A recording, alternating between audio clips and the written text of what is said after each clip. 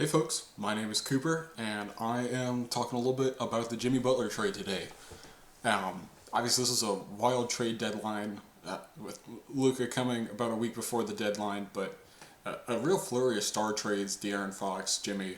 I would still put Brandon Ingram around that level. Chris Middleton getting shipped out of Milwaukee.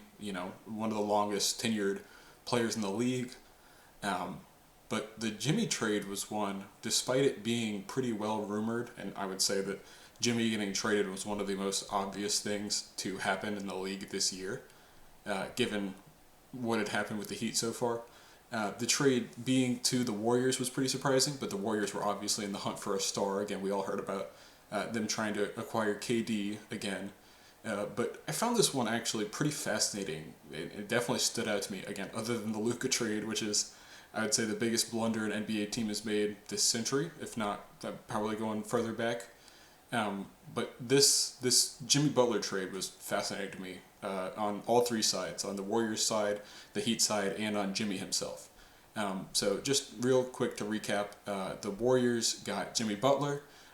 In return, I won't talk about the other three teams involved: the Jazz, Pistons, and Raptors. But the Heat got Andrew Wiggins, Kyle Anderson, Davion Mitchell, as well as the Warriors' first-round pick this year. Um, I think that the first place I'll start with is Jimmy himself. Jimmy Butler has always been a fascinating character, and I think it's really interesting that he was able to sort of take an immediate loss in terms of salary and income and turn it into an investment in the long term. My dad and I actually talked about this a few days ago about the idea of him sitting out and missing game checks and just how much money he was missing per game. And again, it was a pretty shocking number when you think about it. Again, he's missing, I don't know exactly how much it was, but some 500K. Again, a huge portion of his salary was being missed every time he missed a game, right? And I guess my response was that this is probably a calculated move from Butler. He's not just doing this because he wants to leave Miami. He's doing this to invest in his future. He's doing this to make more money in the future. And we absolutely saw that come true with this trade. I figured it would come more likely in the hands of someone like Brooklyn. Again, Charlotte is one that's always just been sort of a sad sack franchise that has money to spend and is willing to spend more than is necessary or more than is desirable to get a star player, somebody that can sell tickets and somebody has the stature of someone like Jimmy Butler. And again, for a guy that's 35 years old, if you're paying him 3 or 4 years out, you're probably massively overpaying for those years for the immediate short-term production success, and again, also just for that name brand value. For him to be able to get a huge amount of money with the Warriors was pretty surprising. Again, I think that the Warriors, and I'll talk about them later, I think they are actually the perfect team to make this type of investment. Um, but it is still surprising that he was able to both go to another good team, again, not necessarily a true title contender, but he was able to go to a good, competent team, and obviously one with Steph Curry, despite him being 37 years old. That's a really exciting place to go for anybody. But for him to be able to go there, his current deal before this trade was $48 million this year. He was finishing up that, and then had a player option next year for around $50 million, I would imagine. I didn't actually look at the number because that player option was declined for this trade. But it would, again, probably be around $50 million. But he was able to secure an extension on this trade. So he declined that player option for next year and signed a 2-year extension for around $56 million a year, which will take him into his age 37 season. That is quite remarkable. That is a huge amount of money, and again, likely an overpay by the time he's 37 years old. But I don't see it as a massive mistake for the Warriors. I think that it's great for Jimmy, though, on both fronts, right? He gets to play for a fringe contender. I would say that more of a strong contender to make the conference finals than anything else. Again, if they were in the East, I think it would be a little bit different. However, they are in the West, which is incredibly stacked still to this day.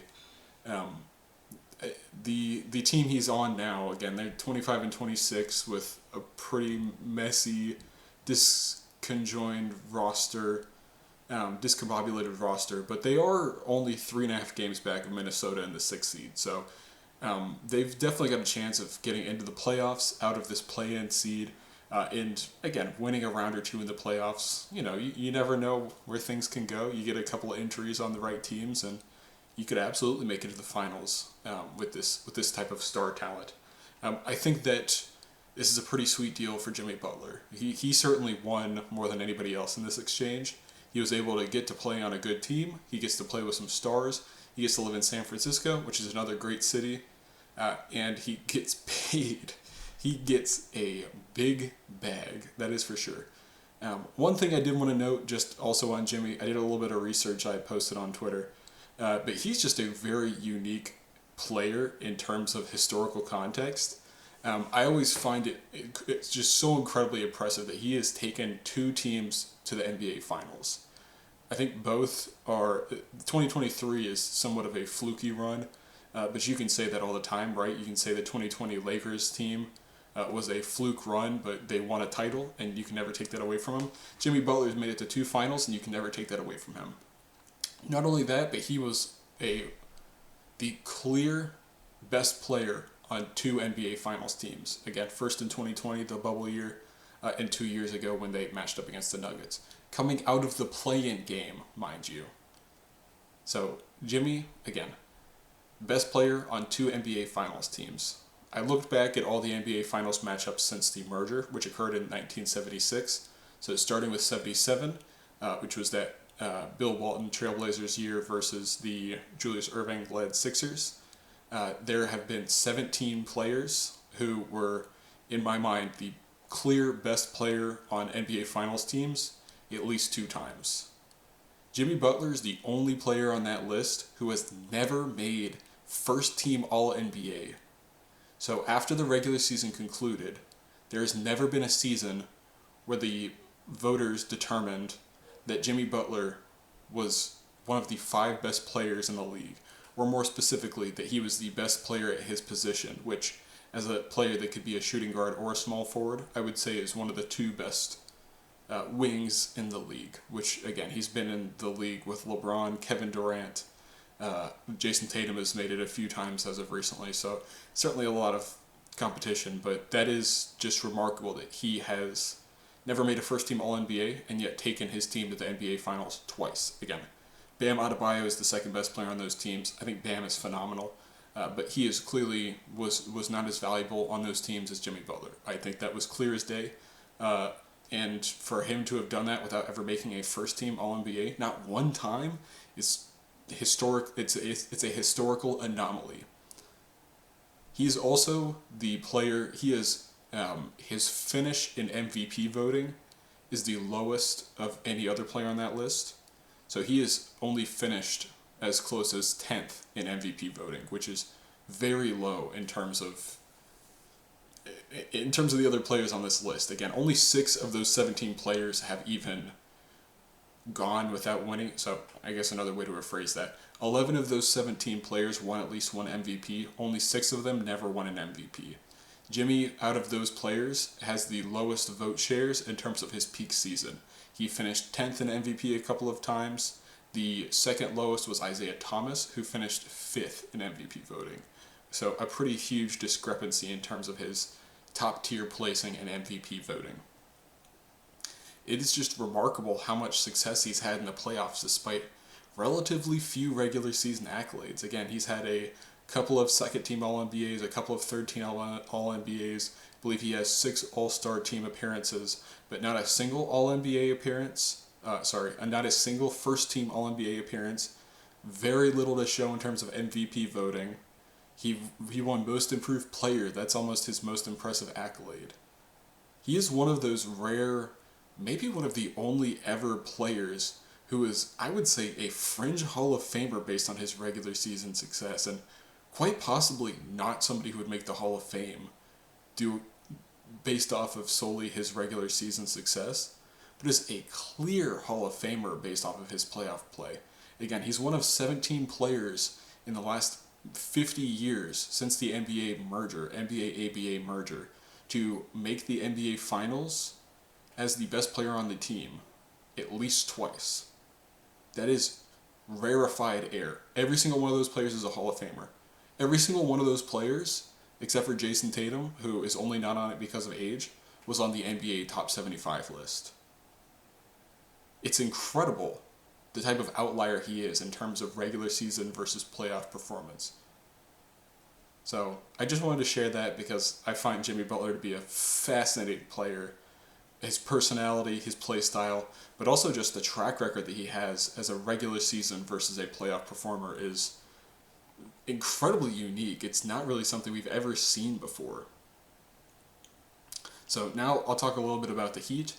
I think that the Heat actually got a pretty good return. I think that based on what you would expect, this is, again, to compare it to a previous Jimmy Butler trade when he was shipped out of Minnesota under similar dire circumstances in the middle of the season.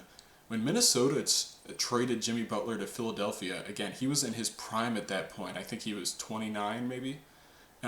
Minnesota got in return Robert Covington, Dario Saric, and 2 second-round picks. Robert Covington and Dario Saric were both 2 solid starters, but neither really provided much value for that team. Dario was shipped off later to Phoenix along with the 11th pick to secure the 6th pick, which Minnesota used on Jarrett Culver. So not a great investment in that pick, but obviously Dario was viewed as sort of a fringe starter player, a solid rotation player, and Rob Covington lost more or less all his value in Minnesota before he ended up with the Clippers. Jimmy, so that's a pretty good return for all things considered. Again, getting Wiggins, getting the first round pick, and a couple of role players in Kyle Anderson and Kevon Looney. Davion Mitchell is somebody that I think could maybe, in the Heat system especially, right? He is sort of a tough, tenacious guard, undersized, but was a phenomenal defender at Baylor, has some on-ball skills, needs to be a point guard, so he'll just need to develop that scoring skill set. But if he can do that anywhere, it's going to be in Miami. So I think that he's actually a pretty good investment as a flyer to get back in that trade. And again, I don't know if I mentioned it, but the Warriors' first-round pick, which could absolutely be a lottery pick, and is most likely going to be a top 20 pick, given again that the Warriors are currently the 10 seed and floundering around 500. And Jimmy Butler is a great player, but I don't know if he'll necessarily be bolstering their regular season performance. Again, I just went over how much more of a playoff superstar that Jimmy is compared to the regular season. So I think that it's all things considered, I think Miami got one of the higher range outcomes that they could have expected from this trade. Even just given that Jimmy was 35, again, he's been playing around 60 games per year the last few years, which is not terrible, but again, it's not ideal to be missing over a quarter of the games in a season. He's 35 years old. He's making $50 million a year, and the Heat again made the playoffs last year barely after winning through the play-in, and Jimmy wasn't able to play in the playoffs due to injury. So he is a guy that's had a lot of injury problems for a long time, and that's not even mentioning the fact that he was pissed, not playing, and knows how to make this work. Again, calling back to the Minnesota situation when he beat the first team with the third stringers and had his famous tirade, eventually got shipped out. I think that it's just really impressive actually that Miami got this return. Andrew Wiggins is a good starting level player. First round pick is solid, and then a couple of rotation players. I think all things considered, even despite Jimmy's outbursts or his active tanking to get out of the team, this was a pretty good return. And with that context in mind, I think this was quite a good return. 75th percentile of what you could expect, maybe something around there. Miami currently is the 6th seed, but they are 25-25, so they certainly have a chance of falling even into the play-in game. But the East is also quite weak right now. Again, they are trailed by teams like the Pistons have had a solid season, but I don't see the Pistons as particularly a strong threat for the playoffs right now. The East is certainly very top-heavy with the Cavs and the Celtics being the two clear contending teams. The Knicks, I think, are also a very strong team. It's very likely that those will be the top 3 seeds. And the Pacers are a good number 4 seed, but I think that there is a real chance that the 4 seed could be overtaken. And Miami, obviously, as the current 6 seed, would be a team that has a good chance at taking that. Most likely, I would expect them to be in that 6 to 8 seed range. Likely a playoff team with a home in that 7 to 8 range, right, with a home game, win one, and you're in. But they are likely a first round out. Potentially they make it to the second round, but I'm hard pressed to see them as a conference finals team. But it's not really because they traded Jimmy, right? That was likely going to happen one way or the other. I think this is likely a good time to rebuild around Bam. I like the phrase that I don't remember who came up with this phrase, but the idea of retooling rather than truly rebuilding. I think that in this new age, after the late 2019, the late 2010s, where full tanking and getting those high level picks was more of a priority. I like the idea of retooling a little bit more. You've still got Bam Adebayo. He's entering his prime.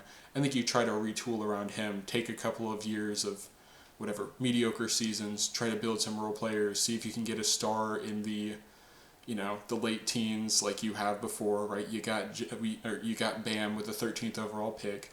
See if you can make a good trade for a star player who's sort of undervalued.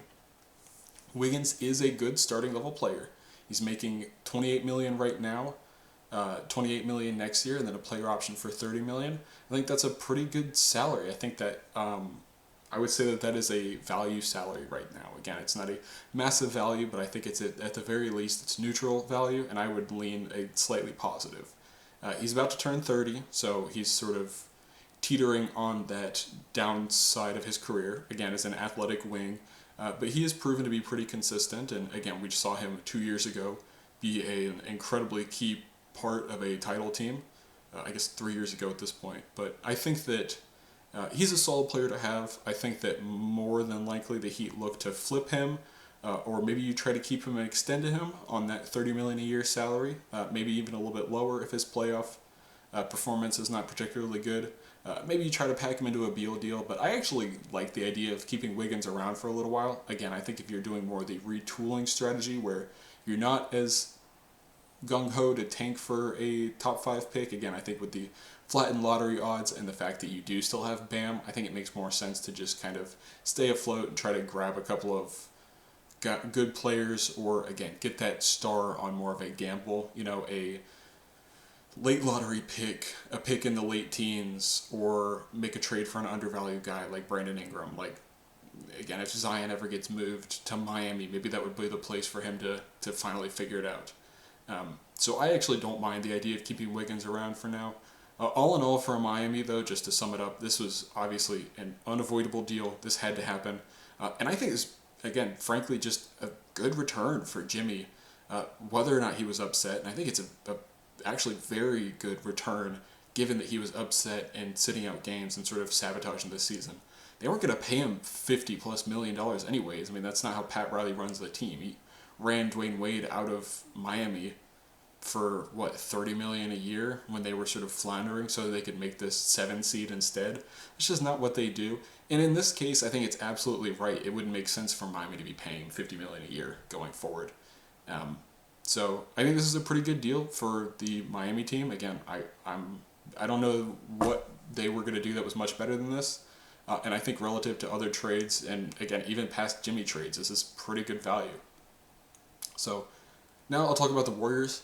I think this is actually one of the rare trades where both teams actually did pretty well. I would give both of them around a B. I think that it's very unlikely that this team swings a title, or that this trade swings a title, right?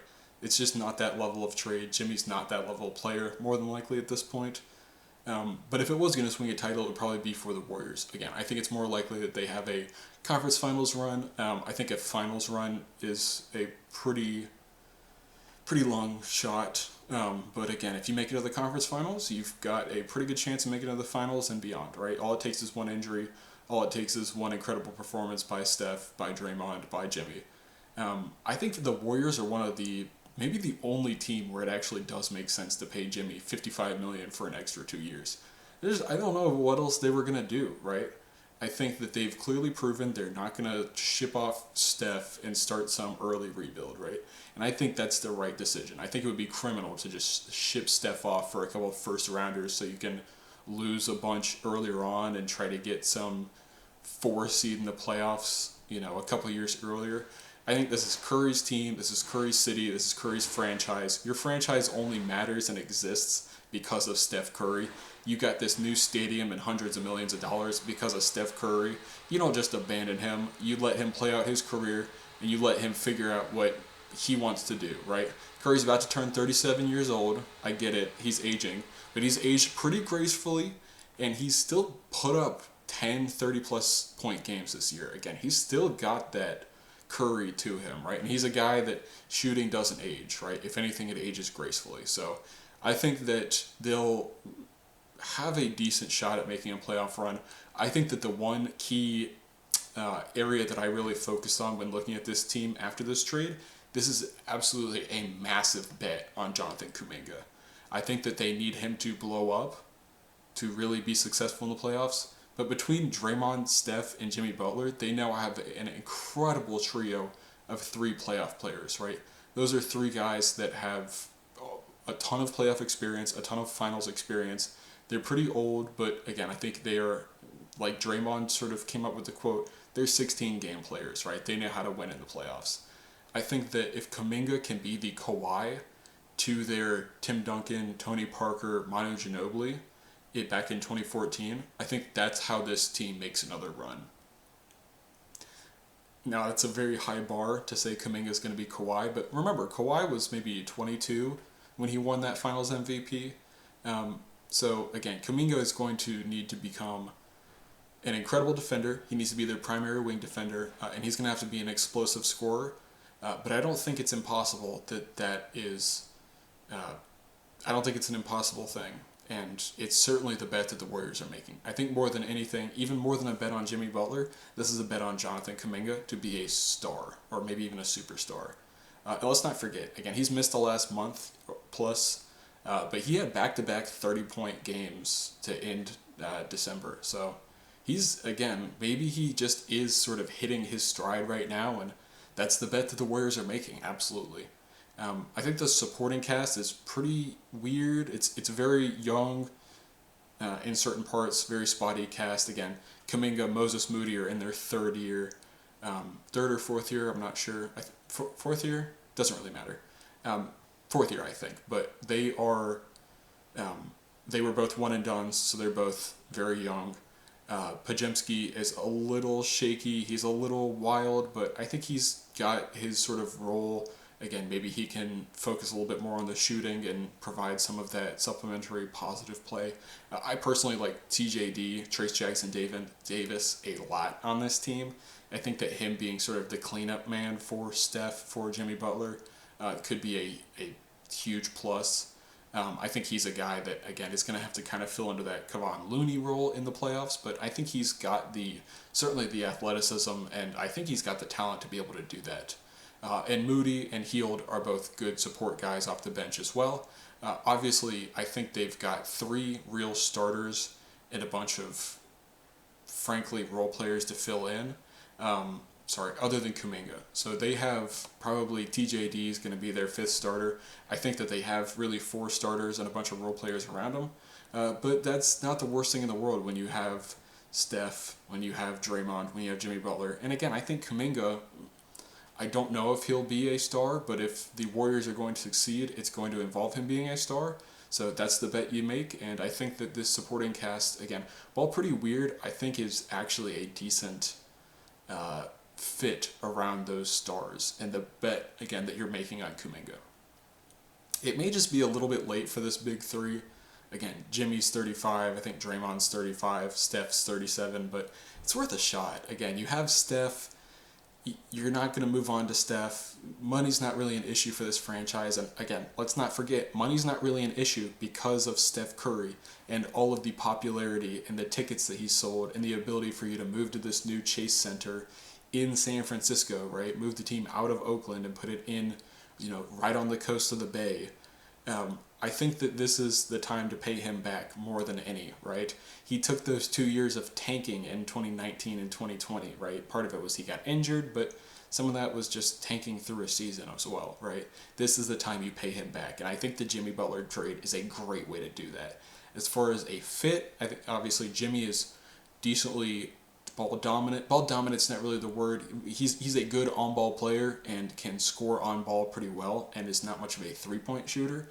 But I think he is a guy that can draw a lot of attention off of Steph. He's a guy that's going to get into the paint when he's scoring. He's got a pretty good mid-range and rim sort of game. But he doesn't need the ball all the time, so I think he'll fit well with Draymond as well, sort of running off of Draymond, letting Draymond do Draymond things, running the break, etc. I think it's a pretty good fit overall, especially, again, Kuminga's absolutely the key for this team now. He is the wild card, and I think Kuminga being able to take over that primary wing defensive role is going to be critical in allowing Jimmy to succeed, because I don't think it's going to work to have Jimmy be the primary defender. I think if you can have Kuminga take on that role and have Jimmy be sort of a supplementary defender and allow him to spend more of his energy on offense, I think that's how you really make this core work. So it's a big gamble, and again, it's probably not one that takes you particularly far. I would hope to see them make it into the playoffs. I think that this is the type of team that no 1 seed or 2 seed wants to see, right? I think OKC should be terrified to see this team in the first round, because this is the classic team that maybe can't muster the energy to make it to the finals, but could absolutely whoop somebody that is a top seed in the first round, right? They just have the talent, they have the stars, they have the experience. Otherwise, again, you take this gamble, what's the alternative, right? You rot in the play-in for the next couple of years. At least this way you go out with a bang, right? You do something big, you make a real gamble, you make a real investment in Steph Curry in the end of his career. At worst case scenario, you rebuild in a couple years anyways, right? That's what you're going to have to do when Steph retires. Again, unless you're going to trade Steph for a couple first rounders, which it doesn't seem like they're going to do, and I think would just be stupid. I think that it would just be an insult, and frankly not going to get you very far, right? What are you going to do? Rebuild in this West, right? I think you may as well go for it, see what you can get, provide an entertaining team for your fans for the next couple of years, and let Steph ride out his career as a legend like he deserves. So yeah, I think that this is perfect. You rebuild in a couple of years when everybody's ready to move on. And I think this is absolutely a worthwhile gamble to take. It's a big gamble. Again, I just think that the reward is probably not that great. I don't think this is a real championship bet, but I think that the risk is pretty low. I just don't really see them being a big-time playoff contender without making this move. So I think the risk of making this move is fairly low. Again, they gave up 1 first-round pick for this year. It's just not really a huge investment to make. So I think this is one of the rare trades that's actually a win for both sides. Again, I want to hedge that in saying I don't think this is likely going to affect the title picture. The Warriors certainly have a chance of making a real run, but more than likely this is just a couple of mediocre playoff teams swapping deck chairs, so to speak. But I think it's a worthwhile gamble for both sides. Again, the Heat had to make a move, and I think this is honestly a pretty good move to be making, all things considered. And I think that the Warriors taking this, what seems like a huge gamble, just doesn't have that much of a downside, because I don't think that the alternative of not making a move provided that much of a reward. I think that the risk of making this move is that in a couple of years you have to tank. You have to do that anyways. Steph's 37, right? He's not going to play until he's 50. I think this is an absolutely worthwhile thing to move. The Heat got pretty good return. I think Wiggins is a good player. I think that pick could be in the 15 to 20 range, could even end up being a lottery pick for this year. Looney's a serviceable player. Davion Mitchell's a worthwhile bet. But the Warriors get a real chance to win some playoff games with Steph at the end of his career, right? I don't think they're going to move on from Steph. I think that would be criminal to do so. They're just playing bound at the moment anyways. And again, Jimmy's extension is not 5 years. It's 2 more years, right? He's got this year and then 2 more years at a massive cost. But it's just 2 more years. It kind of lines up with Steph's end of his career, right? Steph will be 39. He's likely just transitioning into a different phase at that point, unless somebody else makes a massive blunder, an all-time failure, and decides to trade the next Luka to the Warriors instead of the Lakers, I just don't really see what is going to happen in 2 years that gets them into contention. So I think this is a good way to just line up the next couple of years. After these next couple of years, you move on, you clean slate. Again, let Steph retire, let Jimmy retire, let them move on if they want to move on. But you just eat that at the end of this, right? That's just what you do. You were going to eat some tough years either way. I think it's worth it to spend on guys that could get you a real positive run and, again, add a couple of more pages to the history book and the legacy of this era of the Warriors. So it's not guaranteed to work out for either side in some major way, but I just don't see much of a downside for either side. And I do see, while it's a limited and pretty low probability upside, I do see that there for both teams. So again, I think if you're going to grade it, I think it's something like a B, B minus for both teams. Again, I would say more in that B range. I think this is in that 75th percentile of outcomes that you were going to hit on both sides. So overall, I'm actually pretty happy with this trade if I'm a Warriors fan or a Heat fan. Again, for the Heat, it's not super exciting. You get Wiggins and a mediocre first, but it's about as good as a return as you're going to get for Jimmy in this condition and in this specific context where he is actively sabotaging the season. And for the Warriors, man, if you can make it into the playoffs, even as the 6 or 7 seed, you got to win through the play-in to get in. This is absolutely a team that could beat OKC, that can beat Minnesota, that can beat Denver, any of these top teams in the West. And all it takes is a fresh, rejuvenated run. You happen to get lucky with injuries. Maybe the other teams get unlucky with injuries, or you get the right matchups. You can make a conference finals or maybe even a finals run with this team this year or next year. So it's a worthwhile bet. And I think, again, more with the Warriors puts that energy into the fan base, gives them a new jersey to buy, but gives them a little bit more of a reason for hope. And for the Heat, I think it's a worthwhile trade. You sort of retool around Bam, move on to the future. It's about as good as a return as you were going to get in this situation. So, yeah, that's, I think, where I'm going to leave it. Good trade. Much better trade than the Luka trade, that's for sure. At least for one of the sides in that Luka trade. So, yeah, that's about it. Thanks for tuning in.